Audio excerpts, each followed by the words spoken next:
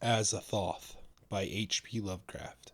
When age fell upon the world, and wonder went out of the minds of men, when gray cities reared to smoky skies, tall towers grim and ugly, in whose shadow none might dream of the sun or of spring's flowering meads, when learning stripped earth of her mantle of beauty, and poets sang no more save of twisted phantoms seen with bleared and inward-looking eyes. When these things had come to pass and childish hopes had gone away forever, there was a man who traveled out of life on a quest into the spaces whither the world's dreams had fled. Of the name and abode of this man but little is written, for they were of the waking world only, yet it is said that both were obscure. It is enough to know that he dwelt in a city of high walls where sterile twilight reigned, and that he toiled all day among shadow and turmoil, coming home at evening to a room whose one window opened not on the fields and groves, but on a dim court, where other windows stared in dull despair.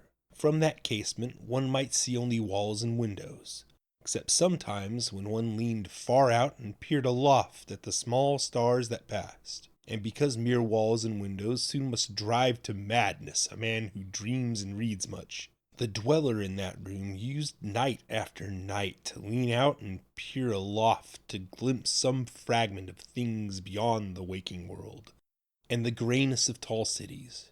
After years he began to call the slow sailing stars by name, and to follow them in fancy when they glided regretfully out of sight, till at length his vision opened to many secret vistas whose existence no common eye suspects. And one night a mighty gulf was bridged, and the dream-haunted sky swelled down to the lonely watcher's window to merge with the close air of his room and make him part of their fabulous wonder. There came to that room wild streams of violet midnight glittering with dust of gold, vortices of dust and fire, swirling out of the ultimate spaces and heavy with perfumes from beyond the worlds.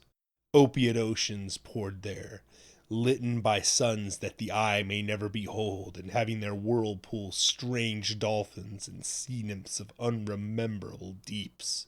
Noiseless infinity eddied around the dreamer and wafted him away without even touching the body that leaned stiffly from the lonely window.